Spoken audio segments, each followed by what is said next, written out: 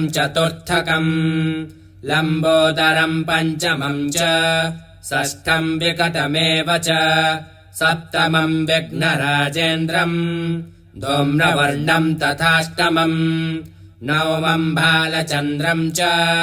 दशमम् तु विनायकम् एकादशम् गणपतिम् द्वादशम् तु गजाननम्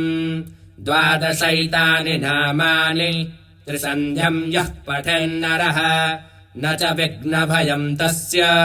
सर्वसिद्धिकरम् परम्